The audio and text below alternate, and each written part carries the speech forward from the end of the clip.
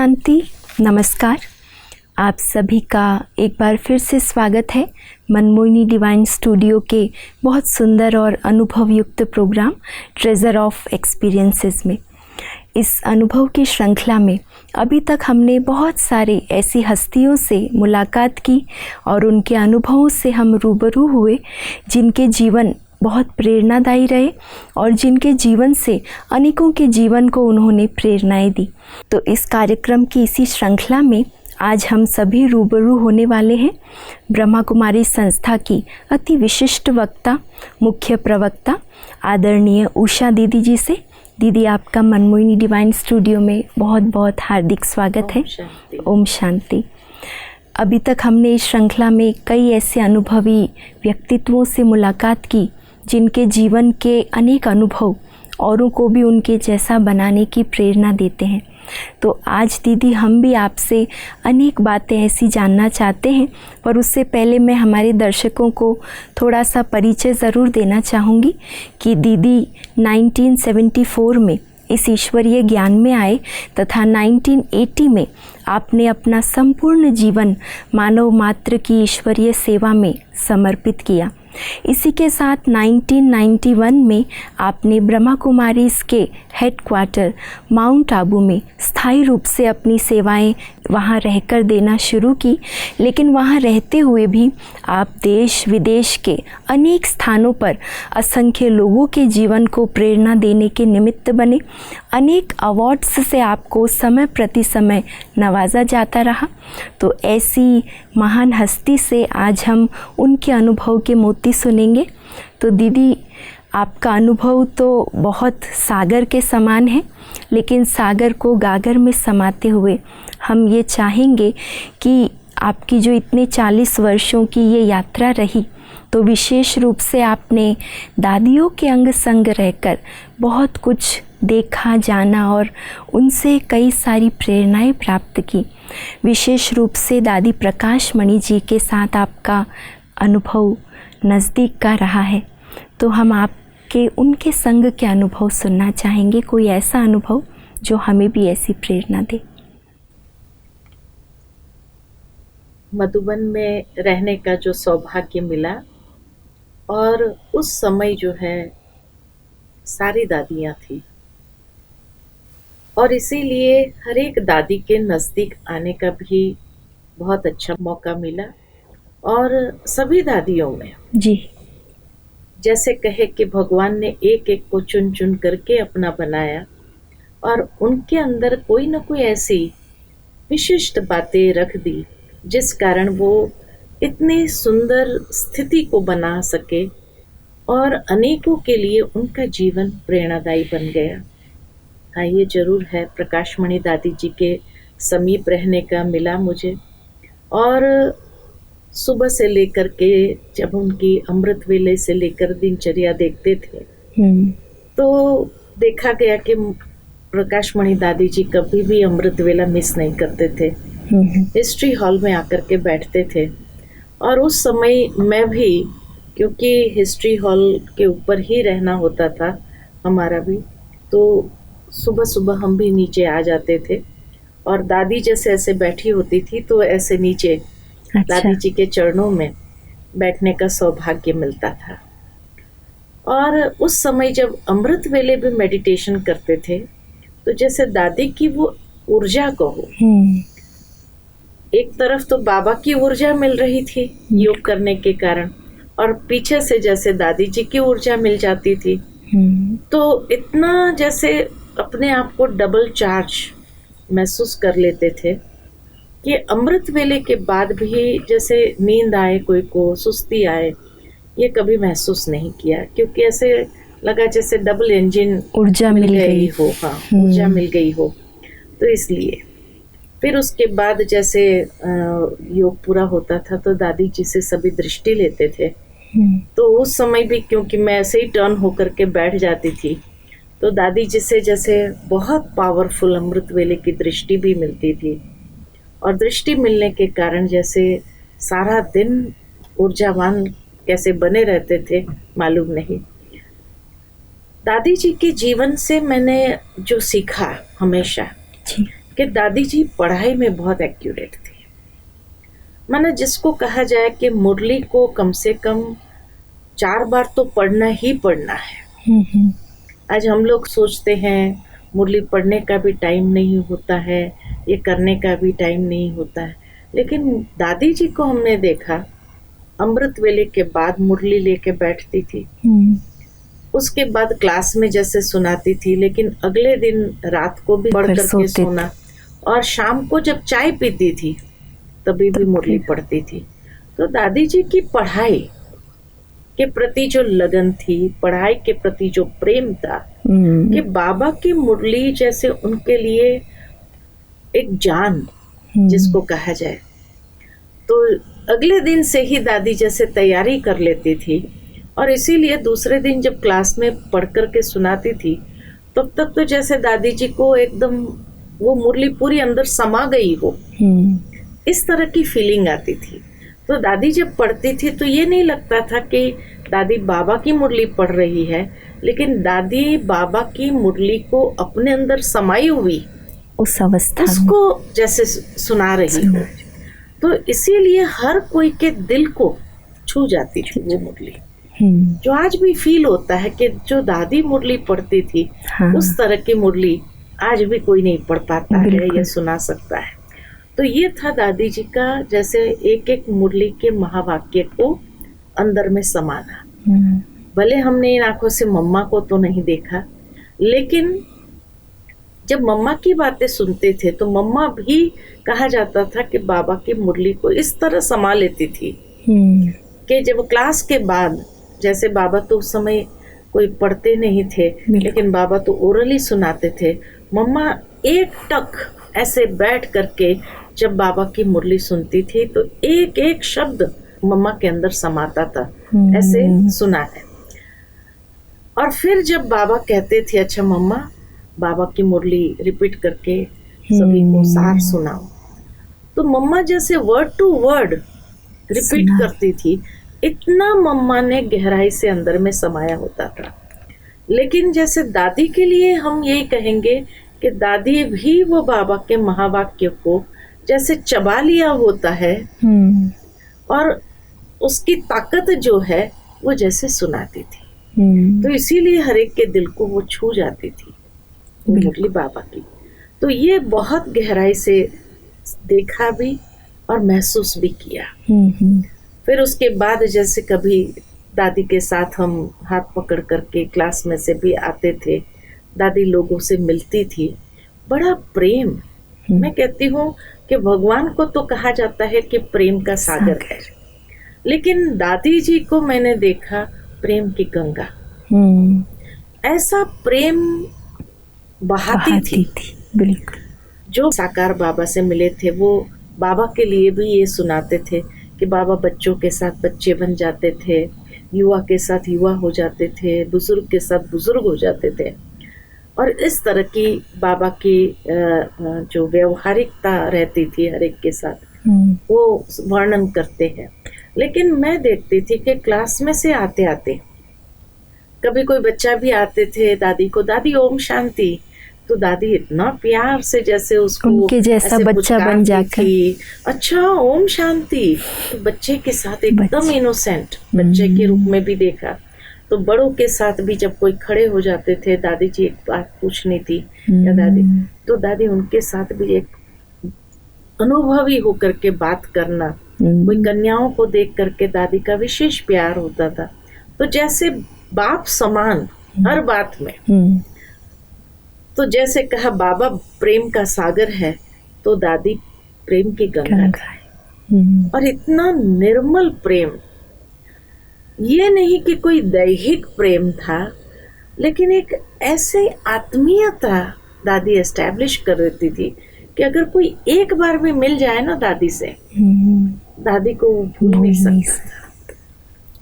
इतना ही नहीं, लेकिन मैंने तो करीब से ये जो महसूस किया कि जैसे कभी कभी हम कोई वीआईपी आते थे जिनको मधुबन दिखाते थे, समझाते थे, शिविर वालों को मिलते थे, करते थे, तो फिर दादी से मिलाने के लिए जब ले जाते थे तो दादी जी को के साथ बैठते थे और दादी जी को जैसे उस ग्रुप का परिचय देते थे, और परिचय देने के बाद दादी जैसे हाथ पकड़ करके कहती थी, अच्छा उषा बहन अभी मिलते हैं, माना उनके साथ बात करते हैं, या दादी कुछ पूछ लेती थी उनके लिए बारे में।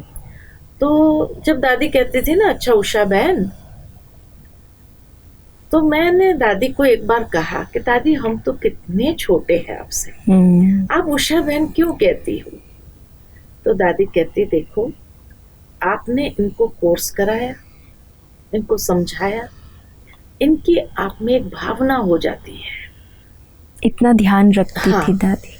और जो कर्म मैं करूंगी ना मुझे देखो और करेंगे, मैं आपको उषा कहूंगी ना तो उनके अंदर जो रिस्पेक्ट होता है ना वो भी कम हो जाता है। लेकिन दीदी ये कितनी सूक्ष्म बात है, बहुत सूक्ष्म, बहुत सच। तो जैसे मैं होती थी, शीलू बहन होते थे, तो दोनों को दादी हमेशा बहन कह करके ही शीलू बहन, उषा बहन इस तरह से। तो जब दादी से एक बार ये पूछा मैंने, दादी आप ऐसा क्यों कहते हैं, आप उषा बुलाओ ना। दादी कहती थी नहीं, मैं उस लेवल से अगर बात कर लेती हूँ आप लोगों के साथ, उनके मन में और भावना बढ़ जाती है। तो उनकी भावना को बढ़ाना होता है, कम नहीं करना होता है। आज शायद हम भी दीदी इतना ध्यान नहीं रखते हैं। बिल्कुल है ना। लेकिन उस चीज से मैंने हमेशा जीवन में ये सीखा कि आपस में भले हम सहेली के रूप से या बहनों के रीति से हम एक दूसरे के साथ व्यवहार में आए, लेकिन इस बात का मैं टेंशन रखती हूँ कि जब भी कोई बाहर की व्यक्ति हो तो उसके सामने जो भी बहन हमारे साथ में हो उसको हमेशा बहन से ही एड्रेस करके, ताकि उनकी भी वही भावना बनी रहे। हाँ बिल्कुल, ये बात सुनकर सचमुच ऐसे लगता है कि वैसे तो दादी कितनी ऊंची पर्सनालिटी और हस्ती है, लेकिन फिर भी जो समानता की भावना बिठाना सबके अंदर और इतना यज्ञ का सम्मान और समानता की बहुत बड़ी सीखने की चीज़ है सचमुच दीदी।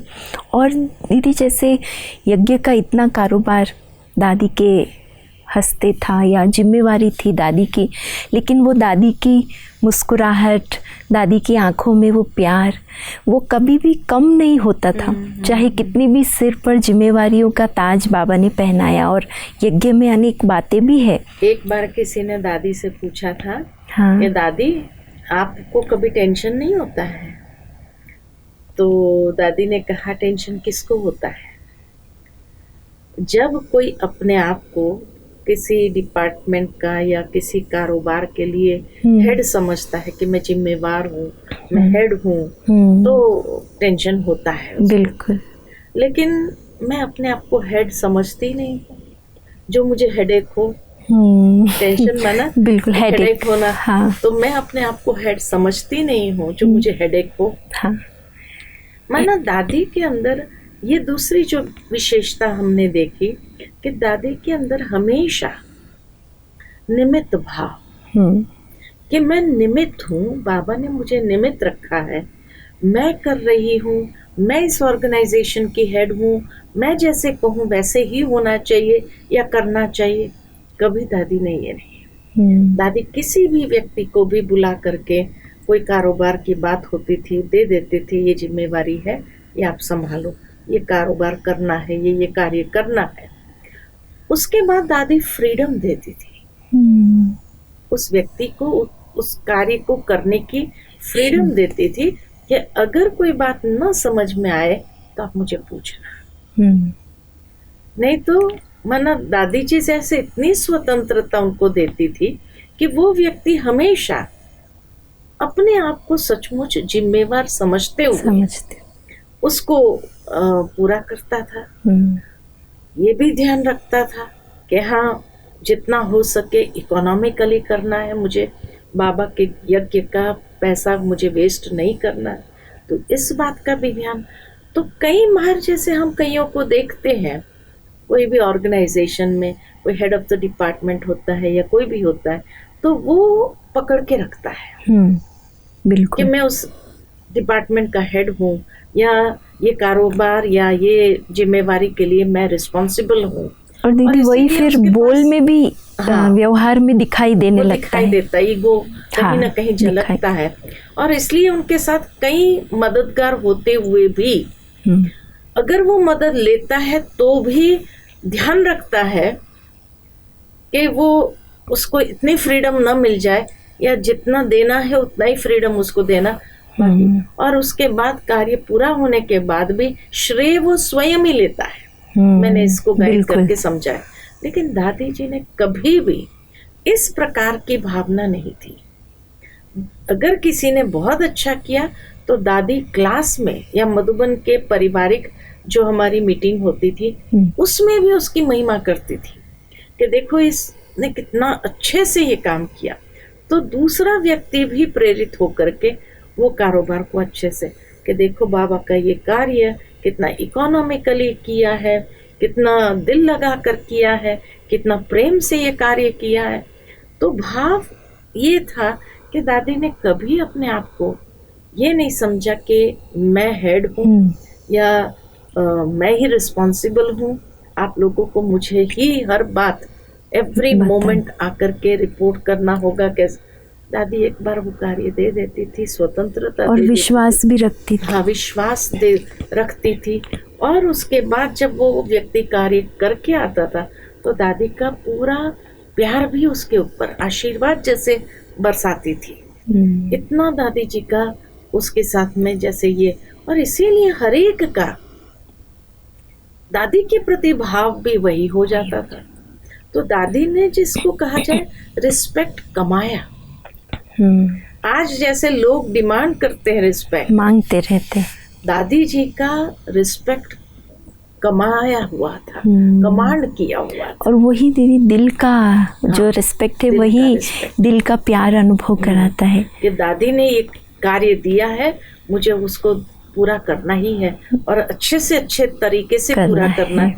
ये भी उसको ध्यान में रहता था। ये नहीं काम कर लिया हो गया, अच्छा 10 नुकसान भी हो गए, कुछ टूट गया, फूट गया, बस पूरा करने के लिए करना है, ऐसा नहीं था। ऐसे जैसे पूरा करना है ऐसे, ये नहीं। लेकिन दादी ने मुझे कहा है और दादी ने मेरे में ट्रस्ट रखा है, तो मुझे अच्छे से अच्छे उसको करना, इतना क्वालिटी काम जिसको कहा जाए वो करके दादी जी के सामने ले आता था। और दीदी इस जो कार्य प्रणाली की एक विशेष बात ऐसे भी हो सकती है, जब हम किसी पे विश्वास रख के कोई कार्य उनको स्वतंत्रता से देते हैं तो उनकी क्षमता भी वो पूरी बढ़ जाती है, और उस विश्वास में उनके अंदर हौसला बढ़ जाता है। हौसला, उसकी अपनी क्रिएटिविटी चलती है। हाँ। और कभी कभी वो अगर आता भी है, दादी मैंने ऐसा सोचा है, चलेगा तो फिर दादी अपनी राय भी ऐसा भी कर सकते हैं, देखो फिर जैसे तुम ठीक समझो, हाँ। है ना, तुम्हारी जैसे सहूलियत हो वैसे करो। मतलब सम्मान भी देना और स्वमान में भी उसको बनाए रखना। अच्छा, ये भी नहीं कि अगर उसने कहा दादी जी उसमें इतना खर्चा लगेगा तो कोई नहीं करना है, अच्छा फिर छोड़ दो, मैं किसी और से करा दूं, नहीं। ये भी नहीं। अच्छा इतना खर्चा लगेगा, ठीक है, यीशु दादी के पास जाओ और कहो दादी ने कहा है ये कार्य करना है। तो भाव ये कि वो व्यक्ति इकोनॉमिकली से भी करेगा, स्वतंत्रता मिली उसको तो देखेगा भी कि मैं परफेक्ट भी हो, अच्छे से अच्छा हो और कम पैसे में हो। तो ये दादी की महान विशेषता थी। और इसके कारण दीदी आगे भी सेवाओं के उनको अवसर फिर मिलते रहते थे, उनको भी सेवा के क्षेत्र में आगे बढ़ने का चांस मिलता था। इसीलिए कई बार दीदी सुनाते हैं, कुलदीप दीदी, कि दादी एक चुटकी बजाती थी और सब हाजिर हो जाते थे, इसी विशेषता के कारण। क्योंकि नेचुरल है कि वो व्यक्ति भी महसूस करता था कि दादी ने मेरे में एक विश्वास रखा है। ये नहीं दादी कभी कहती थी फलाने को पूछ लेना, इसको पूछ लेना, इसकी राय ले लेना, उसकी राय ले, नहीं। दादी ने आपको कारोबार ये कार्य दिया है, आपको उसको पूरा करना है। तो आप चाहे कहाँ से भी, अगर नॉलेज नहीं है तो वो व्यक्ति किसी से भी कांटेक्ट करके, उस फील्ड से जो कनेक्टेड होते हैं उसको कांटेक्ट करके, कनेक्ट करके साथ में शायद जोड़ता भी था या अपनी क्रिएटिविटी और उसमें ऐड करके और अच्छा करता था। तो बहुत अच्छा कार्य होता था।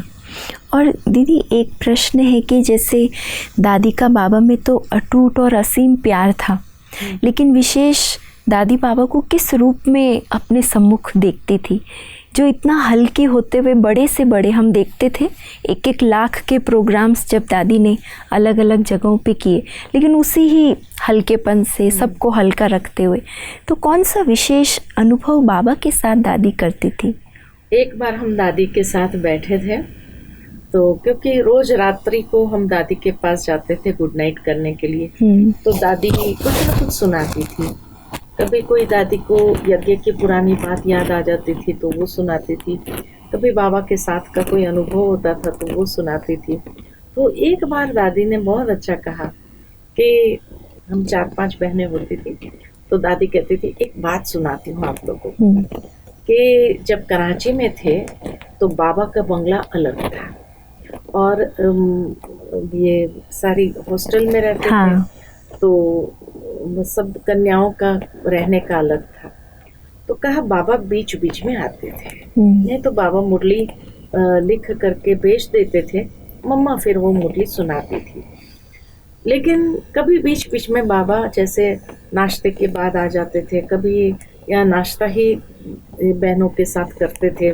सारी कन्याएं छोटी छोटी होती थी, 14-15 साल की होती थी, बिल्कुल। तो आते थे बाबा। तो कहा बाबा फिर ज्ञान की बातें और गहराई से सुनाते थे, या कोई बात अगर समझ में नहीं आती थी कि आज मुरली में ये बात कही है तो बाबा उसकी गहराई समझाओ। तो बाबा सारा दिन स्पेंड करते थे, दोपहर को 1 बजे तक, फिर या तो भोजन करके जाते थे या पहले निकल जाते थे। तो कभी कभी बाबा का आना होता था। तो एक दिन जो है बाबा आए और बैठे, ज्ञान की चर्चा चल रही थी, और फिर दोपहर का समय हुआ तो बाबा ने कहा आज बाबा जाते हैं। अच्छा, है ना, आज जल्दी जाते हैं। तो 11 बजे के करीबन ही बाबा जाने के लिए, कुछ बाबा को काम होगा या कुछ, तो 11 बजे बाबा निकलने लगे। तो बाबा जैसे निकलने लगे तो दादी ने कहा उस दिन पता नहीं मुझे क्या हो गया। तो बाबा जैसे गाड़ी में बैठे तो मैं गाड़ी के आगे खड़ी हो गई, नहीं बाबा आज नहीं जाएंगे। अच्छा। आज सारा दिन हमारे साथ रहेंगे। तो बाबा ने कहा नहीं बच्ची, बाबा को जाना होगा, है ना, जाना होगा। तो दादी कहे नहीं बाबा आज नहीं जाना है आपको, आज हमारे साथ ही रुकना होगा आपको, यहाँ हमारे साथ टाइम स्पेंड करना होगा। बाबा बार बार समझाने का प्रयत्न करे, तो दादी को पता नहीं क्या हो गया, जा करके लेट गए। अच्छा, गाड़ी के आगे लेट गए कि बाबा अगर जाना है तो मेरे ऊपर से गाड़ी चल करके जाएगी। अच्छा। दादी कहे मुझे मम्मा समझाए, दूसरी बहनें आकर के समझाए, बाबा को जाना होगा, बाबा को कोई काम है। नहीं बाबा नहीं जाएगा, नहीं जाएगा। तो फिर जो है आखिर बाबा को उतरना पड़ा, और बाबा ने कहा ठीक है बच्चे आज बाबा नहीं जाएगा। फिर सारा दिन बाबा रहे हमारे साथ। कहा जब पहली बार ऐसे कोई कृष्ण की पिक्चर आई थी उस समय में, तो उस समय ये देखा था कि जब जा रहे थे तो गोपियों ने रास्ता रोक लिया, और राधा रानी जो है एकदम लेट गई थी ऐसे। अच्छा। तो कहा कि जब ये दृश्य देखा तो मुझे आता है कि कहीं मेरा ही वो गाना तो नहीं है। हाँ बिल्कुल, है ना। तो राधा रानी का जो पाठ था वो जैसे दादी कहे कि जैसे इमर्ज हुआ होगा, नहीं था, मैंने तो कभी देखा ही नहीं था ऐसी कोई फिल्म भी होती हुई। और ऐसे राधा ने जैसे मथुरा शायद जा रहे थे कृष्ण कंस के साथ युद्ध करने के लिए, तब तो कहा कि नहीं, वो लेट गई बीच में और कहा कि जाना है। फिर आखिर कैसे कृष्ण ने बहुत प्रेम से उसको समझा करके ये करके फिर जैसे छुट्टी लिया उससे। तो कहने का भावार्थ कि दादी के जीवन का तो ये एक स्वरूप था दादी का, कि जैसे सचमुच कृष्ण की वो राधा हो, इस तरह का उतना अधिकार और उतना प्यार की रस्सी में बाबा को बांध के रखती थी। रखा था। बिल्कुल, बहुत सुंदर दीदी, आपने जो ये दादी की एकदम नज़दीकता की, जो समीपता की बातें सुनाई, वो सुनते सुनते वो दृश्य जैसे दादी का चेहरा भी सामने आता है और सचमुच भाग्य लगता है दादियों से आपको मिला, आपसे हमें सुनने को मिल रहा है। और इसी प्लेटफॉर्म से आज हमारे अनेक भाई बहन भी इसी अनुभव को अंदर अनुभव कर रहे होंगे कि सचमुच दादियों ने जो कमाल करके दिखाई, वो बाबा की दिल तख्त नशीन बनकर आज सबके दिलों में भी राज्य कर रही है। तो दीदी, ये सब बातें तो दादी के अंग संग की रही, लेकिन जैसे आप इतनी बेहद सेवाओं में आज व्यस्त रहते हैं और आप अनेकों का श्रेष्ठ जीवन बनाने के जैसे बाबा ने निमित्त बनाया, पर आपको ऐसा ढालने में या ऐसा स्वरूप बनाने में दादी की क्या विशेष भूमिका रही, वो हम सुनना चाहेंगे। ऐसा है कि मेरे जीवन को बनाने के लिए तो मैं पूरा श्रेय दादी को ही देंगी, क्योंकि जब हम यज्ञ में आए तो एक कच्ची मिट्टी थी, कोई शेप नहीं था, कुछ नहीं था।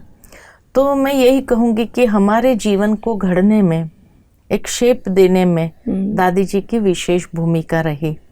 उसका कारण ये था कि जब मैं सेंटर पर गई, सबसे पहले दादी जी ने मुझे बॉम्बे भेजा और बॉम्बे भेज करके बॉम्बे में कहा कि तुम थोड़ा सीखो, तो मैं बॉम्बे में सीखी। उसके बाद जब यहाँ हैदराबाद आना हुआ, तो हैदराबाद में भी जब बिजनेस विंग की कॉन्फ्रेंस थी, तो उस समय हमें तैयारी के लिए भेजा गया। मैं तो काफ़ी छोटी थी उस समय। और जो है फिर उसके बाद के राजू ने जब डिमांड किया कि भाई यहाँ 2 बहनों को हमें दो जो इंग्लिश भी जानती हो और हमें मैनेजमेंट में ये स्पिरिचुअलिटी को इंट्रोड्यूस करना है, तो उसके लिए तो उस समय जैसे ही दादी जी ने कहा कि भाई उषा बहन, करीना बहन यहाँ रहे, दादी जी ने खास योगिनी मैन को कहा ये दोनों बहनों को यहाँ रखो, क्योंकि उस समय यहाँ सेवा का इतना विस्तार नहीं हुआ था। जो बहनें आज है इतनी, वो उस समय तो नहीं थे। कुलदीप दीदी थे, तो कुलदीप दीदी भी इतना फ्लुएंटली इंग्लिश नहीं बोल पाते थे, और वहाँ सिकंदराबाद में भी जो बहनें थी वो भी इतना फ्लुएंट, तेलुगु में सब फ्लुएंट थे नेचुरली, हिंदी में फ्लुएंट थे, लेकिन इंग्लिश में जिस तरह से एक नया चैप्टर खुल रहा था सेवाओं का, तो उसको लेकर के तो दादी ने उस समय योगिनी मैन को कहा कि आप ये दोनों बहनों को वहाँ रखो। उसके बाद जो है कई बार जैसे कई परिस्थिति आती थी, तो आज के तरह मोबाइल्स तो थे नहीं कि हमने फ़ोन कर दिया दादी को और कोई बात के लिए सॉल्यूशन चाहिए तो ले लिया, बातचीत करके हल्के हो गए। तो उस समय तो पत्र व्यवहार के सिवाय कुछ नहीं होता था। बहुत बहुत तो लैंडलाइन पर, लेकिन बहुत मुश्किल से उस समय बहुत समय वेट करना पड़ता था, तो वो भी सहज नहीं होता था। हम पत्र लिखते थे। तो दादी जी ने एक बार सामने से मुझे पत्र लिखा, जो पत्र आज भी मेरे पास रखा हुआ है। यहाँ हैदराबाद में लिखा था दादी ने कि देखो उषा बहन, करीना बहन, आप लोगों को दादी जी ने मधुबन की तरफ से यहाँ भेजा है और आपको मधुबन की तरफ से ही रहते हुए वहाँ की बहनों के साथ भी चलना है और ये सेवा के नई जो एक ओपनिंग है बाबा के ज्ञान की, तो उसको पूरा करना है। दादी जी की आपके प्रति बहुत भावना है, ट्रस्ट है कि जरूर बाबा आपके द्वारा कुछ न कुछ विशेष कराएगा ही। तो वो पत्र आज भी मेरे पास रखा हुआ है। जब ये दादी जी ने उस समय, क्योंकि हम तो बॉम्बे से आए थे, लेकिन दादी ने जब ये पत्र में लिखा कि आप दोनों बहनों को बाबा ने मधुबन की तरफ से वहाँ रखा है, तो उसी समय से मधुबन की एक फीलिंग आने लगी कि हम कोई सेंटर के, सीमित सेंटर के नहीं हैं, लेकिन हम मधुबन के हैं। बेहद की भावना आने लगी। तो इसीलिए जो हैदराबाद में भी हमने जो कार्य करना आरंभ किया, तो उसमें दादी जी की शक्ति जैसे समाई हुई थी। हमें इंग्लिश तो ज़रूर आता था, लेकिन मैनेजमेंट का कोई बैकग्राउंड नहीं था हमारे पास। जो मैनेजमेंट में हम किस तरह से स्पिरिचुअलिटी को इंट्रोड्यूस कर सके, वो हमारे पास कोई बेस नहीं था। लेकिन चलो, बाबा ने जैसे कराते गए और धीरे धीरे हम कुछ समय रहे और कुछ समय रहते हुए हमने किया। लेकिन उसके बाद जब यहाँ से ही हम एक ग्रुप लेकर के गए थे, टीचर्स का ग्रुप लेकर के शिविर में, तो उस समय जो है डॉक्टर चन्ना रेड्डी वहाँ पर थे। तो डॉक्टर चन्ना रेड्डी गवर्नर होने कारण राजस्थान के, उन्होंने कहा कि मुझे है ना ब्रह्मा कुमारीज की फिलॉसफी क्या है वो समझनी है। तो दादी जी सोच रहे थे किसको बुलाएं, जयपुर से किसी को बुलाएं, अहमदाबाद से किसी को बुलाएं, नज़दीक तो वही दोनों था। तो इसीलिए सोचा किसको बुलाएं जो उनको कोर्स करना है। तो क्योंकि शिविर का ग्रुप चलता था, तो शीलू बहन, शशि बहन तो उसमें बिजी थी, तो वो टाइम नहीं दे सकते कि भाई वहाँ जा कर के गवर्नर हाउस में उसको कोर्स कराए। तो उसके बाद जो है दादी जी, जैसे ही मैंने एंटर किया मधुबन के गेट से, दादी जी आंगन में बैठी थी और दादी जी ने देखते ही कहा चलो टेंशन दूर हो गया, किसको बुलाए, ये तो हैदराबाद से ही आई है, तो ज़रूर वहाँ मिली होगी, जब चीफ मिनिस्टर थे यहाँ पर तो ज़रूर मिली होगी। तो इसीलिए जो है बुलाया मेरे को और मेरे को कहा तुम कितना दिन के लिए आई हो। मैंने कहा 5 दिन के लिए। तो दादी जी ने कहा तुम चन्ना रेड्डी से मिली हो कभी? मैंने कहा एक बार मिलना हुआ है, जब वो चीफ मिनिस्टर थे तब रक्षाबंधन पर गए थे, तो मैंने एक बार मिलना हुआ है। तो दादी ने कहा बस तो तुम टिकट कैंसिल करा दो, और गवर्नर ने कहा है कोर्स कराने के लिए, तो आप यहाँ रोज़ रह करके जितना दिन वो यहाँ रहे उतना दिन आपको यहाँ रहना है और कोर्स कराना है। रोज़ राजभवन जाना है और राजभवन में आपको जैसे व्यवस्था करनी है वैसे बना दो। तो मैंने कहा दादी फिर योगिनी मैन से बात करनी पड़ेगी। कहा वो मैं बात कर लूँगी और वो तुम निश्चिंत हो जाओ, मैं बात कर लूँगी, और तुम जो है ये सेवा आई है तो उसके लिए तुम अपने आप को तैयार करो। अब दादी ने कहा तुमको जाना है, देखना है कहाँ कोर्स करना है, कहाँ वो बैठेगा, किस तरह से, और वो कहता है कि एक मेडिटेशन रूम बनाना है ताकि हम मेडिटेशन करें, तो वहीं बैठ के कोर्स कराना, बाबा का चित्र आदि लगाओ और वाइट चादर आदि बिछा करके सारा डायरेक्शन दादी ने दे दिया। तो हम गए और उनका एक कमरा था खाली था, तो वहाँ पर वाइट चादर लगा दी, बाबा का पिक्चर लगा दिया और जो है कुर्सी लगा दी, क्योंकि वो नीचे तो वही राजभवन में है। तो रोज़ मैं जाती थी 6 बजे, तो 6 से 7 क्लास कराती थी, फिर आधा घंटा कमेंट्री के साथ योग करा के 7:30 बजे तक वापस आ जाती थी। तो इस तरह से जैसे उसको रोज़ कोर्स कराती रही। कोर्स कराने के बाद जो है 7 दिन उसने कोई प्रश्न नहीं किया, मुझे पूरा सुनता रहा। मैं जैसे ही आती थी वहाँ से कोर्स करा के, दादी जी आंगन में ही रहती थी, आकर के इधर आओ, फिर क्या हुआ आज? मैंने कहा आज लेसन कराया, ये लेसन कराया। अच्छा कोई प्रश्न पूछा? मैं कहती थी नहीं, कोई प्रश्न नहीं किया। तो ठीक है, ठीक सुन रहा है? मैंने कहा सारा टेप भी कर रहा है और टेप करके बाद में भी सुनता है फिर। तो कहा अच्छा। फिर जो है 8वें दिन उसने मुझे कहा आपका कोर्स पूरा हो गया? मैंने कहा। तो आज मेरे को जितने प्रश्न हैं वो सारे प्रश्न पूछने हैं। अच्छा। और इतने प्रश्न उसके मन के अंदर थे जो 2 घंटा, माना मैं 6 बजे से गई हूँ, 8 बजे तक तो प्रश्न चले। फिर जो है मेडिटेशन आदि करके जब वहाँ से निकली मैं, तो 8:30 पौने 9 हो गया था। दादी शायद इंतज़ार में। दादी जी इंतज़ार में, आज वो लड़की आई नहीं अभी तक, क्या हो गया, इतना टाइम क्यों लग रहा है? वो तो 7:30 बजे तक तो आ जाती है, आज क्यों नहीं आई? 8 बज गया। फिर 2 जन्म को भेजा दादी ने कि देखो कहाँ है, क्या हो रहा है। फिर जैसे ही वो आते थे, कहते थे तो एडीसी मना कर देता था कि नहीं डिस्कशन चल रहा है, डिस्कशन चल। वो आकर दादी को कहते थे डिस्कशन चल रहा है, इसलिए वो एडीसी जाने नहीं दे रहा है। मैं जैसे ही 8:45 बजे आई हूँ, दादी जी आंगन में बैठी है, भोजन नहीं किया है। कहा पहले उसको आ जाने दो फिर भोजन।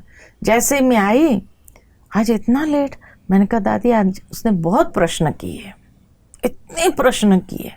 अच्छा चलो चलो, तो भोजन के टेबल पर, तुमने भी भोजन नहीं किया, बैठते हैं। भोजन के टेबल पर साथ में बिठाया। अच्छा फिर सुनाती भी जाओ, भोजन भी करो। तो ये प्रश्न किया, फिर ये प्रश्न किया। फिर दादी जी इतना नहीं कि प्रश्न जान लिया, दादी जी फिर पूछते थे अच्छा इसका जवाब तुमने क्या दिया, अच्छा इसका जवाब तुमने क्या दिया। फिर मैं जब कहती थी ना कि दादी ये जवाब बहुत अच्छा किया। अच्छा कोई ऐसे प्रश्न थे जिसके जवाब मुझे मालूम नहीं थे, क्योंकि मधुबन के कारोबार से रिलेटेड उसने प्रश्न किया था, अकाउंट्स को लेकर के। तो उसका मेरे को कोई ज्ञान ही नहीं था, मधुबन के अकाउंट्स का तो कोई ज्ञान ही नहीं था। तो मैं कहती थी तो दादी पूछते फिर इसका जवाब क्या दिया। मैंने कहा दादी मैंने कहा मुझे पता नहीं है, मैं पूछ करके कल आपको बता दूंगा। बोले बहुत अच्छा किया ना, ये जैसे बाबा भी मुरली में कई बार कहता है। हाँ, तो मैंने कहा मेरे को पता नहीं, मैं कल आपको बता दूंगी। तो दादी ने कहा बहुत अच्छा किया। अच्छा फिर माना 2 घंटा वो प्रश्न सुन करके, उसके उत्तर सुन करके दादी जी को जैसे अंदर में एक राहत मिली, एक है ना। फिर दूसरे दिन तो वो आने वाला ही था। अच्छा फिर कंटिन्यू 2 महीना रहा, तो उसको मुरली भी सुनाई, उसके साथ ज्ञान चर्चा भी होती रही। कोई प्रश्न होता था तो फिर उसको ये भी फिर दादी को सुनाती थी उसका ये प्रश्न। तो जब वो मधुबन आता था तो दादी उसी प्रश्न से संबंधित अच्छा फिर और गहराई से उसको उत्तर देती थी, समझाती थी। तो फिर जो है उसको इतना महसूस हुआ कि इन लोगों का कम्युनिकेशन बहुत पावरफुल है। इंटेलिजेंट तो था डॉक्टर चन्ना रेड्डी, तो समझ जाता था कि ये दादी बात समझा रही, माना इसने बताया है और इसलिए दादी मुझे समझा रही है। तो उसके बाद जैसे ही वो जाने लगा तो दादी जी ने मेरे को कहा कि ठीक है अभी तो वो जा रहे हैं। तो उसने दादी जी से कहा मैं एक गिफ्ट मांगना चाहता हूँ आपसे। दादी ने कहा बोलो। तो कहा कि ये बहन ज्ञान सुनाती है, बहुत अच्छा है। तो मैं चाहता हूँ कि जयपुर के अंदर जितने भी मिनिस्टर्स हैं सबको ये कोर्स कराएं, और उसके लिए जो है मैं कॉटेज देता हूँ, मिनिस्टर कॉटेज देता हूँ। वो उसको आश्रम खोले, यहाँ आबू से ही आश्रम को, भले वहाँ ब्रांचेस है लेकिन मैं जानता नहीं हूँ वहाँ की बहनों को, लेकिन इसीलिए मैं चाहता हूँ यही बहन वहाँ आए और वहाँ सारे मिनिस्टर्स को कोर्स कराएं। तो दादी मेरे तरफ देखने लगी। तो मैंने दादी को कहा दादी फिर योगिनी में उससे बात कर लूँगी मैं, लेकिन अब तुम हैदराबाद और बॉम्बे को गुड बाय करो। और जो है सेवाओं का अध्याय जैसे चालू हुआ। तो उसके बाद जैसे वहाँ जा कर के उसने बहुत बड़ा प्रोग्राम रखा, दादी जी को बुलाया, सारे जिसको कहा जाए जयपुर का क्रीम, सारे आईएएस ऑफिसर, सारे मिनिस्टर्स, सारे माना वीवीआईपीस जिसको कहा जाए, उन सबको बुलाकर राजभवन में ही प्रोग्राम रखा और विथ डिनर। और दादी जी का सबसे बड़ा लेक्चर वहाँ रखा।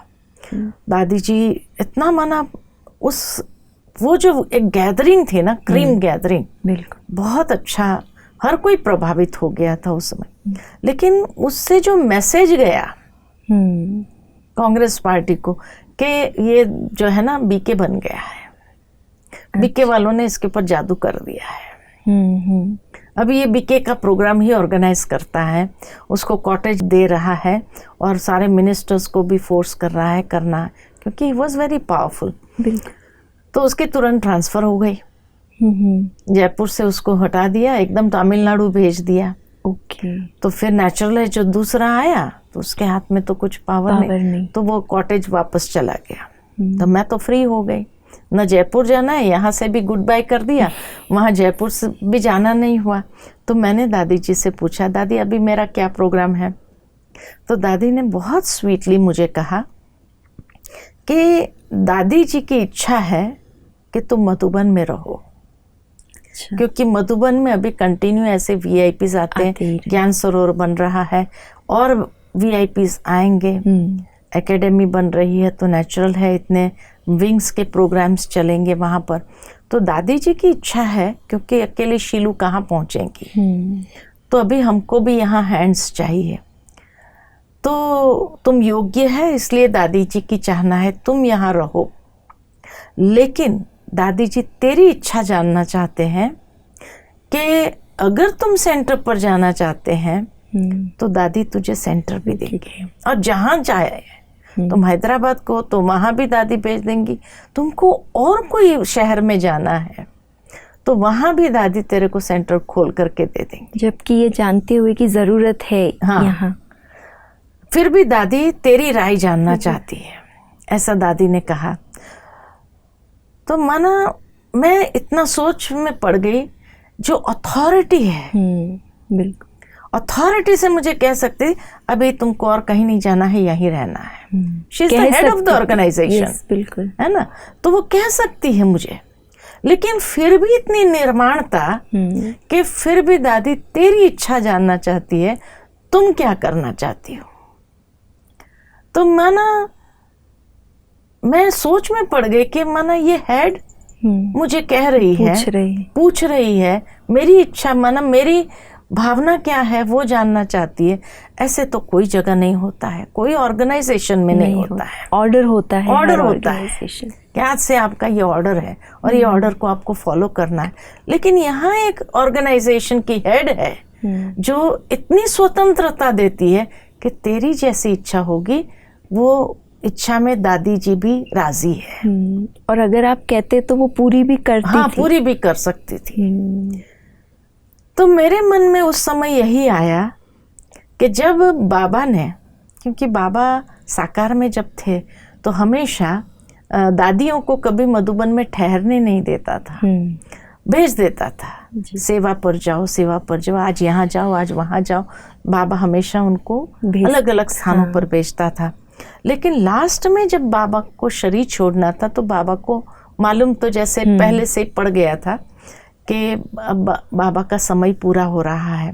तो उस समय दादी जी को खास बाबा ने रोका था, फोन करके बुलाया था। हाँ।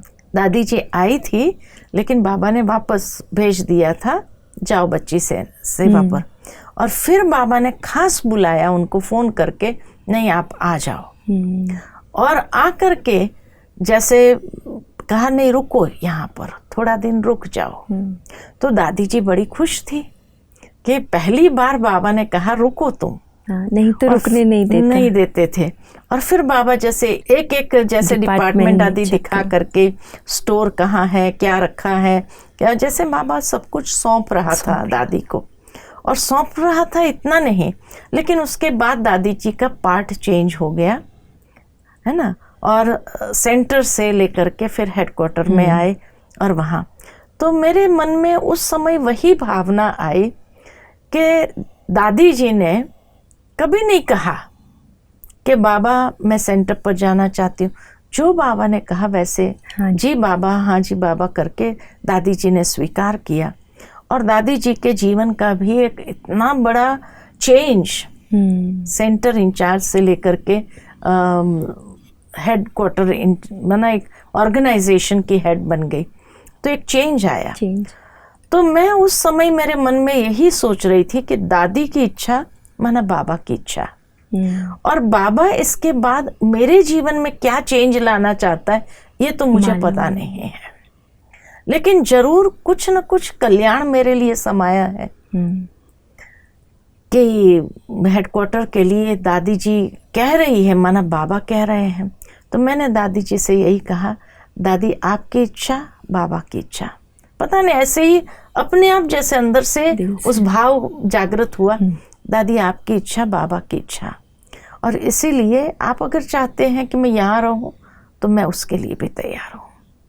और इसीलिए जब सेंटर से लेकर के मैं हेडक्वार्टर के लिए यस किया, तो मैंने देखा कि मेरे अंदर बहुत ज़्यादा परिवर्तन आने लगा।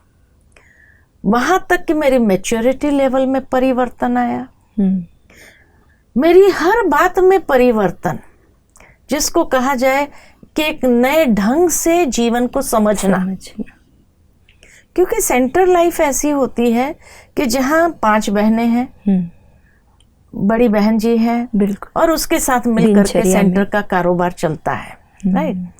कोई बड़ा सेंटर होता है तो 10 बहनें होती हैं, है ना, तो 10 बहनों के साथ मिलके चलना होता है। लेकिन मधुबन एक सागर है, बेहद है ना। सेंटर एक नदी है, नदी में तैरना आना चाहिए, या तालाब में तैरना आना चाहिए, लेकिन मधुबन एक सागर है, सागर में तैरना, अनेक प्रकार की लहरों में लहराते हुए, अनेक प्रकार की लहरें आएंगी।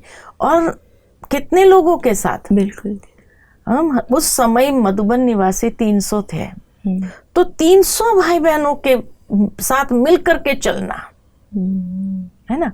तो अपने अंदर भी एक समझदारी, और सच पूछो तो दादी की भावना, माना बाबा की भावना, सचमुच बाबा की मदद मिलती गई। कि मैंने कभी ये दादी को नहीं कहा कि दादी मैं सोच के जवाब दूंगी, नहीं।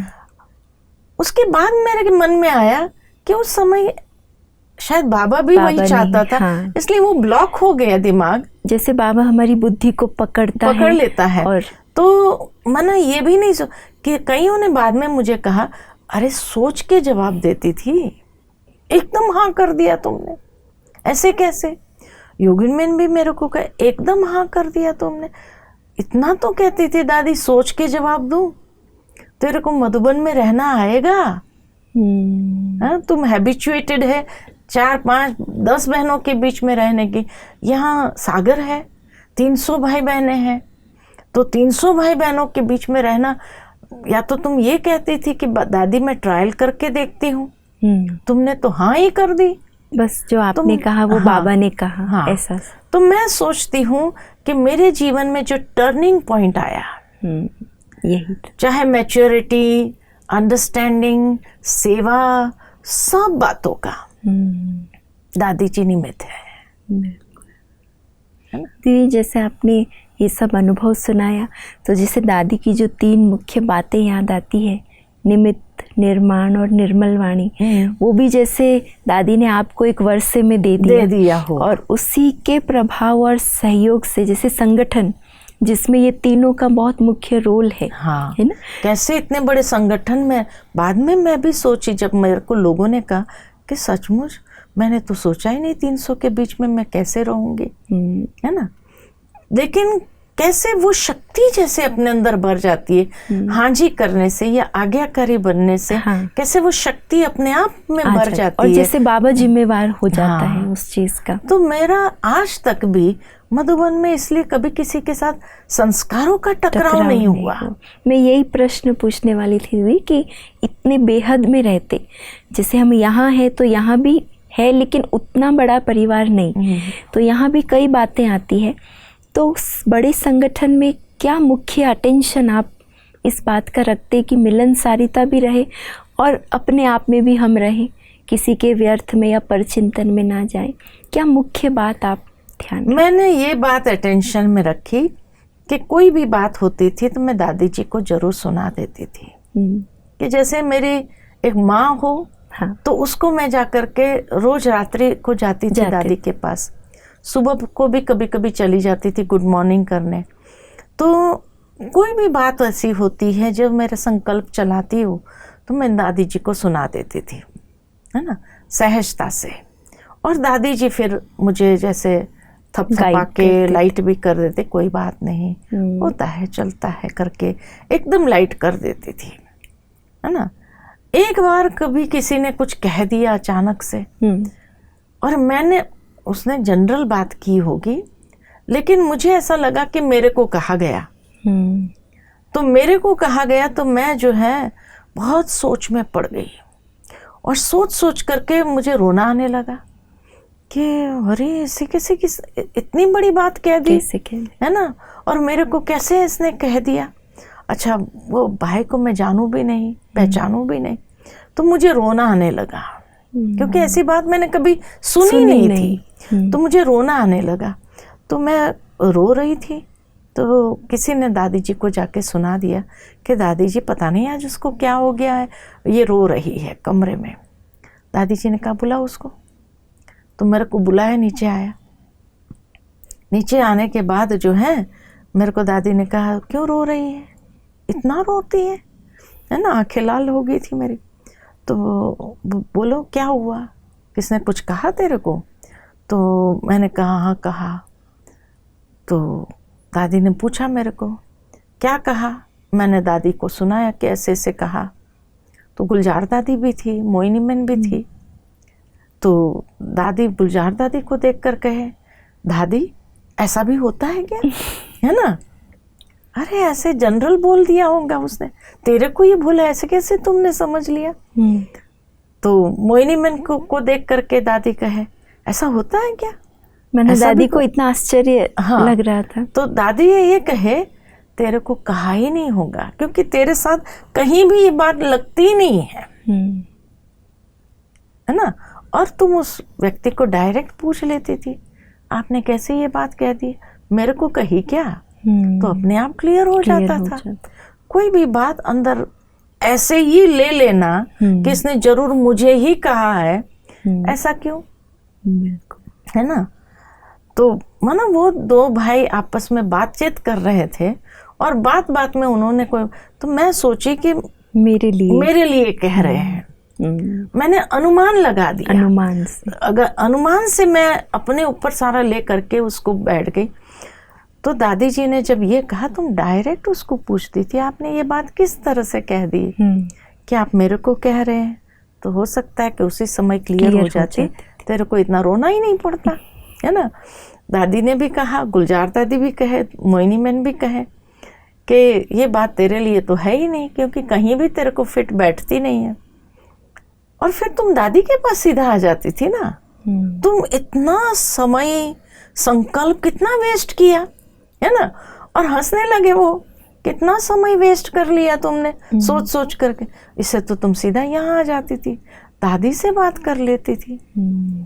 तो मेरे को आया हाँ मैंने तो बात ही नहीं किया, है ना, और मैंने अननेसेसरी कितने संकल्प वेस्ट किए और कितने आंसू बहाए। फिर दादी ने जैसे मेरे को इतना हल्का किया, इतना हल्का किया, उस दिन के बाद आज दिन तक मेरे साथ ऐसा कभी हुआ नहीं। बस एक ही बार, वो भी अनुमान से मैंने अपने लिए समझ लिया, अपने लिए ले लिया। दादी ने पूछा वो कौन भाई, मैंने कहा मैं तो जानती नहीं हूँ, बस जिनको जानती नहीं है पहचानती नहीं, उनकी बातों को ले लिया तुमने। तो मना सीखने को मिला, हर कोई को बोलने की स्वतंत्रता है, कोई कुछ भी बोलेगा, जरूरी थोड़ी मेरे लिए बोलता है। जी उसको माइंड नहीं करने और कई बार दीदी इन बातों के चक्कर में हम फिर उनके प्रति हमारी दृष्टि सब बदल जाता है। तो इसीलिए वो दिन और आज दिन कभी मैंने किसी की सुनी सुनाई बातों पर कोई अटेंशन नहीं दिया, और इसीलिए मैं सोचती भी नहीं मेरे लिए कोई कहता है। इसलिए दीदी आपकी आध्यात्मिक दिनचर्या कहें या जीवन में आपने इतनी प्रोग्रेस की है, वो तो हम दिन दुनी रात चौगुनी देखते हैं कैसा आप सेवाओं में तत्पर रहते हैं। और जो आपने इतनी सारी बातें बताई, तो हमको लगता है जैसे दादी का व्यक्तित्व एक माँ के रूप में, एक पिता के रूप में भी रहा, एक सखा के रूप में भी रहा, सब रीति से मैं ये कहती हूँ कि जब हैदराबाद से फिर मधुबन में शिफ्ट हो गई, तो मैंने सोच लिया कि भाई हैदराबाद में थे तब मैनेजमेंट कराने का था, अब तो मैं मधुबन में आ गई, शिविर कराना शुरू किया वहाँ शिलूबेन के साथ। तो मैंने सोचा मेरा रोल चेंज हो गया। अब कंपनी के साथ कॉर्पोरेट से मेरा कोई रोल नहीं रहा, कोई संबंध नहीं। अभी हेडक्वार्टर की जो सेवा होगी या ये शिविर की जो सेवा है, विंग्स की जो सेवा है, उसी में मेरा पार्ट है। मैंने माइंडसेट अपना चेंज कर दिया कि अब कॉर्पोरेट में मुझे जाना नहीं है और कॉर्पोरेट से मेरा कोई कनेक्शन नहीं है। अच्छा, उसके बाद जो है यज्ञ के अंदर विदेशी भाई बहनें आए जो मैनेजमेंट कंसल्टेंट्स थे, तो उन्होंने एक पूरा कोर्स डिज़ाइन किया, क्योंकि हैदराबाद की सेवा तक तो हमने अपनी रीति से जो बाबा की मुरलियों के आधार से डेवलप किया वही, लेकिन फिर उन्होंने टेलर्ड कोर्स डेवलप किया सेल्फ मैनेजिंग लीडरशिप करके। तो उन्होंने कहा कि हम सभी बहनों को कराते हैं। शुरू में इनिशियली उन्होंने 100 के लिए कहा कि हम 100 बहनों को जो पढ़ी लिखी है, जिनके पास थोड़ा मैनेजमेंट बैकग्राउंड है, तो उनके लिए हम ये कोर्स डिज़ाइन करते हैं और उनको ट्रेनिंग कराएंगे। तो 15 दिन की ट्रेनिंग थी। तो योगिनी मैन जैसे लीड कर रही थी और मधुबन में वो ट्रेनिंग प्रोग्राम था। तो मैंने तो अपना नाम रजिस्टर किया नहीं, क्योंकि मैंने दिमाग से निकाल दिया कि कॉर्पोरेट से अभी मेरा कोई वास्ता नहीं। अच्छा, भले उतना उसके लिए था कि वो मैनेजमेंट जानने वाली बहनें कर सकती, हाँ, फिर भी आपने? मैंने नहीं किया, रजिस्टर नहीं किया, नाम लिखाया ही नहीं। मैंने मान लिया ना कि मेरा पार्ट चेंज हो गया, तो बुद्धि बिल्कुल वहाँ से हट गई मेरी। तो एक दिन माना ये ट्रेनिंग शुरू होने के 2 या 3 दिन पहले दादी ने मेरे को बुलाया, बोले इधर आओ। शाम के समय बैठे थे दादी आंगन में और मैं पता नहीं कहाँ से आ रही थी, तो दादी ने मेरे को बोला, उषा इधर आओ। फिर जो है कहा, ये ट्रेनिंग जो हो रही है मैनेजमेंट की, उसमें तुमने अपना नाम लिखाया? मैंने कहा नहीं दादी। बोले क्यों नहीं लिखाया? तो मधुबन की तरफ से कोई नहीं होगा, मधुबन में ट्रेनिंग हो रही है और मधुबन की तरफ से कोई नहीं होगा। तो मैंने कहा दादी अभी मेरा रोल तो चेंज हो गया ना, अभी तो शिविर कराना है। नहीं बोले, किसने कहा तेरा रोल चेंज हो गया? तुम अपना नाम लिखाओ मधुबन की तरफ से। मैंने कहा दादी अभी तो रजिस्ट्रेशन भी बंद हो गया और अभी तो 2 दिन के बाद ट्रेनिंग शुरू होने वाली है। दादी ने कहा शशि को बुलाओ। शशि बहन को बुलाया। फिर शशि बहन को पूछा दादी ने कि ये जो ट्रेनिंग हो रही है कौन करवा रहा? कहा योगिनी मैन करवा रही। तो योगिनी मैन को फ़ोन करो कि मधुबन के तरफ से उषा इस ट्रेनिंग में बैठेगी। तो उन्होंने फ़ोन लगाया। फ़ोन लगा करके उन्होंने कहा, तो योगिनी मैन ने कहा दादी अभी रजिस्ट्रेशन बंद हो गया, हमने 100 सेट ही बनाए हैं, 100 लोगों का रजिस्ट्रेशन था, तो जो मैनुअल बनाई है 100 मैनुअल ही बनाई है, अभी 101 हो जाएंगी तो उसको क्या देंगे हम? का कोई बात नहीं, एक मैनुअल को जेरोक्स कर देना, लेकिन इसको जरूर मिलनी चाहिए। और मधुबन के तरफ से दादी का कहना है ये बैठेगी।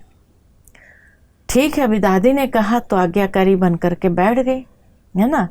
ट्रेनिंग किया लेकिन दिल से नहीं किया। पहले दिन गई ऐसे ही बैठी जैसे एक वैक्यूम, एक जैसे एकदम ब्लैंक होकर के मैं बैठी, क्योंकि मन में तो अभी भी यही है कि मुझे इस फील्ड में जाना नहीं है, मेरा फील्ड चेंज हो गया है। तो ऐसे ही ब्लैंक होकर के मैं बैठी और सुनती रही, है ना। फिर जैसे ही मैं आई, सारा दिन की ट्रेनिंग सुनी, लेकिन कोई नोट्स नहीं लिया मैंने, कुछ लिखा नहीं, रुचि से नहीं किया। तो रुचि से नहीं किया मैंने, दिल से नहीं किया। तो जैसे मैं आई शाम को ट्रेनिंग के बाद, दादी ने बुलाया इधर आओ। अच्छा आज क्या सीख के आई? मैं एकदम ब्लैंक, कुछ भी नहीं। मैंने कहा दादी आज तो खाली सुना है, एक बैकग्राउंड दिया है उन्होंने, क्या बोलूं। तो जो मेरे को समझ में आया कि एक बैकग्राउंड दिया है, कल से ऑफिशियली ट्रेनिंग शुरू होगी।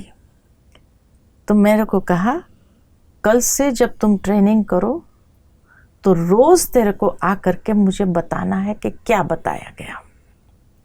इतना ध्यान दादी। हाँ, कि ये सेल्फ मैनेजिंग लीडरशिप तो SML जो कहते हैं, तो आखिर ये क्या कराते हैं, तो इसलिए रोज तेरे को आकर के मुझे बताना है। तो मैं इतना ध्यान से करने लगी, एक एक नोट्स लेने लगी, यही कि दादी को सुनाना है, लेकिन मुझे करना है ये नहीं, अपने लिए नहीं, दादी को जा करके सुनाना है। फिर रोज रात को दादी बैठती थी मेरे साथ में समझने के लिए, क्योंकि इतनी बड़ी ऑर्गेनाइजेशन है, वो तो ट्रेनिंग नहीं करेंगी, बिल्कुल, है ना। लेकिन दादी को इतनी रुचि थी उसमें, हाँ, कि क्या सिखाते हैं, और इतना व्यस्त होते हुए, हाँ, और सारा दिन क्या सिखाते। फिर जो है दादी मेरे को पूछती थी तो दादी ध्यान से सुनती थी एक एक बात।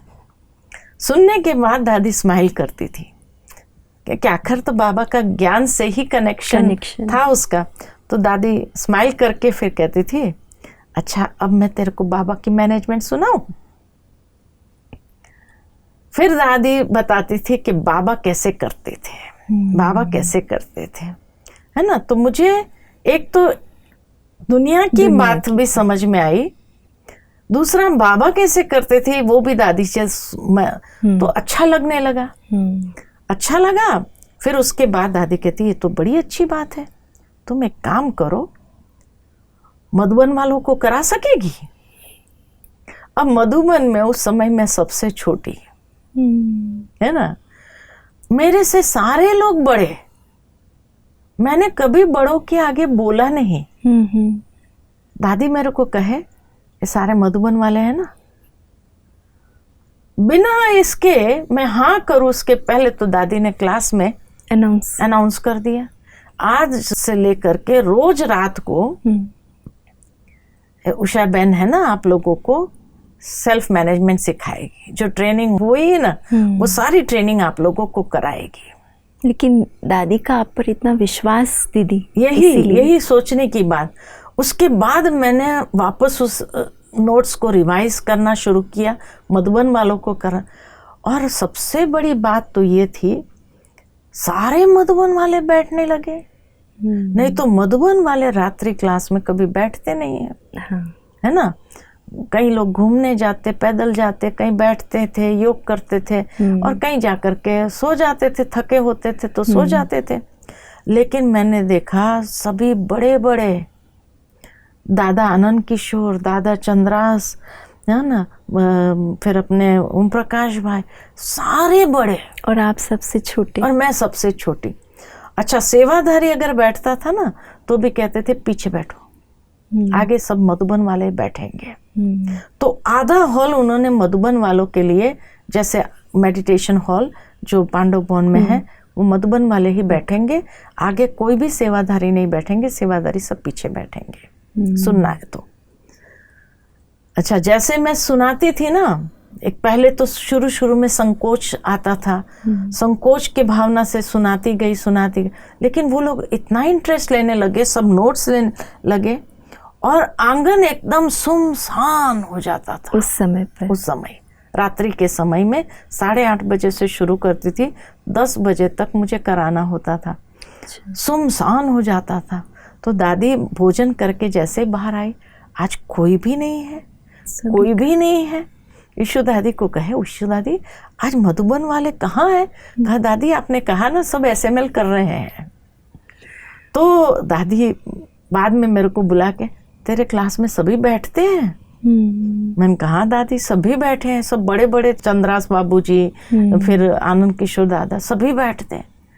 तो उषा ये क्लास है ना हमेशा के लिए चलाती रहो। अच्छा मधुबन वाले रात्रि क्लास करने लगे, उससे बड़ी खुशी की बात और क्या हो सकती है। बोले देखो आंगन सुनसान हो गया। मैंने कहा लेकिन दादी मेरे पास इतना मटेरियल तो है नहीं, 15 दिन तो करा दूंगी मैं, उसके बाद तो पूरा हो जाएगा ना।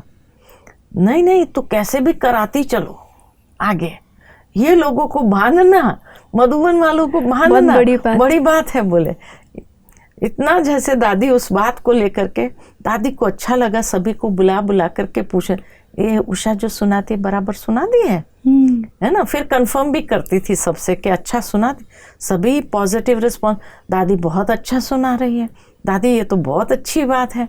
तो दादी को लगा कि फिर इसको सभी टीचर्स को भी कराना चाहिए। एक के बाद एक दादी सेवाएं खोलती जा रही है चैप्टर। तभी कहा ना मेरे जीवन को बनाने में दादी का बहुत बड़ा रोल है। तो अच्छा वो तो रिवाइज हो गया। मधुबन होने के बाद मैंने सोचा चलो हो गया, नहीं फिर तो अकाउंट्स के लिए टीचर्स आती थी सभी सेंटर से। अच्छा जब तक उनका अकाउंट में नंबर आए तो सभी नीचे बैठती थी हॉल में। दादी कहती थी ये नीचे बैठ करके बातें करती रहेंगी, इससे तो अच्छा है तुम कराओ।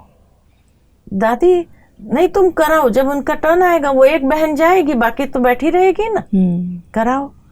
तो जैसे उनको कराते कराते कराते हर ग्रुप को कराते, हर जोन वाली बहनें आती थी तो हर जोन की बहनों को कराते कराते मुझे इतना अंदर में पक्का हो गया, जैसे मेरी नस नस में SML समा गया, परफेक्शन आ गया उसमें पूरा। अच्छा, यहाँ तक भी पूरा नहीं हुआ दादी का। उसके बाद जो है गोदरेज का वाइस प्रेसिडेंट आया था, कोई लेकर के आए, खास उनको मधुबन दिखाने के लिए शिविर में, तो लेकर के आए, उनको शिविर कराई और फिर जो है सारा मधुबन दिखाया। उसके बाद दादी जी से मिलना हुआ, तो दादी जी को जब मिलाने लेके गए तो मैं भी थी साथ में और शीलू बहन थी, क्योंकि मैंने उसको सारा घुमाया था और शीलू बहन ने उनको शिविर कराई थी। तो दादी जी जब मिली ना तो दादी जी उससे क्या बात करती है, आपके कंपनी में मैनेजमेंट ट्रेनिंग प्रोग्राम चलता है? तो उसने कहा हाँ चलता है। कौन कराते हैं? तो कहा हमारा HR सेक्शन होता है, वो पूरा ट्रेनिंग के लिए व्यवस्था करते हैं, किसी न किसी फैकल्टी को बुलाते हैं और ट्रेनिंग होती है। हमारे पास ये बहन है ना, बहुत अच्छा कराती है, इसने SML सीखा है, सेल्फ मैनेजिंग लीडरशिप, और जो है पूरी ट्रेनिंग किया है, और इसको आप बुलाओ आपकी कंपनी में। दादी की कितनी मैं दादी को देखती रही, दादी मेरे पास न कोई स्लाइड्स है, कुछ भी नहीं है। मैं दादी को कैसे दादी विश्वास से कह रही है मेरे तरफ से, और जैसे दूरंदेशी बुद्धि, हाँ, उस दृष्टि और से। इस बहन को आप बुलाओ और 3 दिन ये ट्रेनिंग कराएगी, 3 दिन के बाद चौथे दिन मैं आऊंगी और मैं सबसे मिलूंगी। मैं तो ऐसी फंस गई, मैं दादी को देखती रही। वो भाई जाने के बाद मैंने कहा दादी जी मेरे पास कुछ नहीं है। कोई बात नहीं, अभी तो वो जा करके वहां से तेरे को लेटर लिख करके बुलाएगा ना, तब तक तुम तैयार कर लो। अरे रातों रात में बैठ करके स्लाइडें बनाई है, आपको मैं क्या बताऊं। लेकिन दादी जी जैसे नहीं, ये आगे बढ़े, ये जो एक चीज उसने सीखी है और सबको मधुबन वालों ने पास किया, मतलब मधुबन वालों को अच्छा लगा तो सारी दुनिया को अच्छा लगना ही है। जो ज्ञानी है उनको अगर इतना पसंद आया, हाँ, तो जिनको कुछ भी नहीं पता, हाँ, उनको तो बहुत। तो फिर जो है मैं 3 दिन की ट्रेनिंग के हिसाब से सारी स्लाइडें तैयार किया। तैयार करने के बाद जैसे ही वहां से जाकर के उसने सीधा फोन ही कर दिया, आप वो बहन को भेज दो। अच्छा। और मेरे को भेज दिया और मैं, अच्छा हुआ, रातों रात बैठ करके पूरी रात में स्लाइडें हाथ से ही बनाती गई और करती गई। फिर मैं गई और जा करके 3 दिन कराई, सुबह शाम करके 6 सेशन कराए मैंने गोदरेज वालों को। सबसे पहले नागार्जुना के बाद गोदरेज वालों को कराए, और जैसे गोदरेज वाले को कराए चौथे दिन दादी वहां पहुंच गई और सारे लोगों से दादी ने मुलाकात की कि आप लोगों को ये ट्रेनिंग कैसे लगी, उनका फीडबैक लिया दादी ने। ये दादी की एक विशेषता है, सेवा देकर फिर उसके प्रति क्या प्रतिक्रिया है वो भी जानने के लिए। और जैसे ही इन लोगों ने इतना माना अप्रिशिएट किया उस चीज को, तो दादी ने ठप्पा लगा दिया, अब तुमको जाना है सब कंपनियों में। दादी को पक्का हो गया। बस अब उसके बाद यहाँ तमिलनाडु से स्पिक कंपनी का जो वाइस प्रेसिडेंट आया था, तो उस समय जैसे ही वो आया शिविर में, तो लास्ट में जब हर एक से मिलते हैं शिविर वाले को, तो किसी ने परिचय कराया, दादी ये स्पिक कंपनी का वाइस प्रेसिडेंट। अच्छा, तो हमारे पास बहन है ना। जैसे दादी को वो ठप्पा लग गया कि आपको ही भेजना है और ये सेवाएं आगे ऐसे ही बढ़ा। अरे उसके बाद जो है दादी जी ने, जैसे मैंने कई कंपनीज कराई, दादी जी ने भी देखा कि मेरे अंदर वो जैसे एक फुल कॉन्फिडेंस आ गया है, मेरे अंदर एक एक्सपर्टीज आ रही है कि जैसे मैं वहाँ से आने के बाद वहाँ का फीडबैक लेटर जो होता था कंपनी का, वो दादी को पढ़ाती थी, कराती थी। तो दादी ने देखा सब इतना अप्रिशिएट कर रहे हैं, फिर दादी ने कहा अब तुम 250 बहनों की ट्रेनिंग करो। दादी की चाहना ये है कि तुम 250 बहनें, जितनी भी अपनी सेंटर्स की बहनें हैं, उन सबको ट्रेन करो। माना दादी के अंदर ये नहीं कि इतना कर रही है ठीक है, छोड़ दिया नहीं। तो मेरा जीवन पूरा बनाने में जो दादी का रोल रहा है कि कैसे उसके बाद 250 बहनों को दादी ने खुद लेटर डाला कि उषा बहन ये SML ट्रेनिंग कराएंगी, सबको मैनुअल मिलेगी और सबके लिए जो है मधुबन में ये ट्रेनिंग, जो भी पढ़ी लिखी बहनें हैं सेंटर्स की वो आ करके ये ट्रेनिंग करें। 250 बहनें आई, उसी 250 बहनों में शिवानी बहन भी आई थी। अच्छा, उसने भी पूरी ट्रेनिंग किया था। तो कितना दिन का होता था दीदी? वो 15 दिन की ट्रेनिंग अच्छा, थी। 15 दिन की ट्रेनिंग। तो आशा बहन, मैं दिल्ली ORC आशा बहन फैकल्टी के रूप में, क्योंकि एक व्यक्ति तो नहीं करा सकता है, तो आशा बहन ने कुछ सब्जेक्ट्स लिए, मैंने लिए, प्रेम मसन ने लिए, चेन्नई की बीना बहन ने लिए और एक बहन ने लिए। ऐसे करके हम लोग पूरी बहनों की टीम जो थी वो ये 250 बहनों को ट्रेनिंग कराई, मैनुअल दिया बना करके और फिर आज ये किया। तो भावार्थ ये कि दादी ने पूरा जैसे एक जीवन बनाया और कराते कराते कराते वो चीज़ मेरे अंदर इतनी समा गई, इसीलिए आज तक भी बहनें यही कहते हैं कि हाँ भाई उषा बहन जो है SML ट्रेनिंग के लिए जैसे विशेष निमित्त बने। बिल्कुल, बिल्कुल। और एक नया अध्याय खोल किया, नया अध्याय का ओपनिंग किया यज्ञ के अंदर। लेकिन मैं खुद जानती हूँ कि ये मेरे बस की तो बात नहीं थी, लेकिन मुझे अगर उस चीज़ में परफेक्शन लाने में जो मदद की है या मेरा जीवन बनाया, वो पूरा श्रेय दादी को जाता है। जैसे दादी पर्दे के पीछे रहकर आपको स्टेज पर आगे बिल्कुल लाती रही, धक्का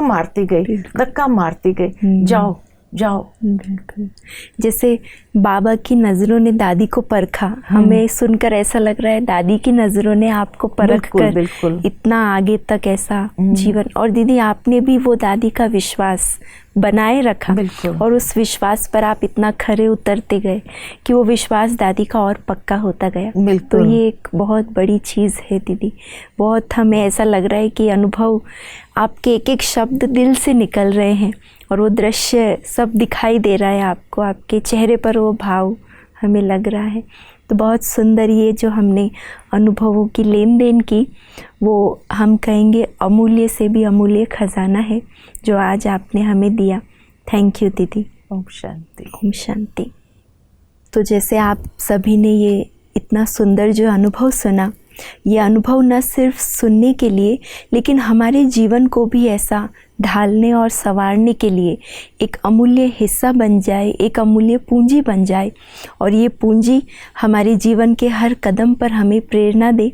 जैसे हमारी दादी जी ने उषा दीदी को तैयार किया, ऐसे हम सब भी बाबा की आशाओं के अमूल्य रतन, आशाओं के दीपक बनकर इस विश्व में जगमगाएं। यही हमारी आप सभी के साथ शुभ उम्मीदें हैं। नमस्कार। ओम शांति।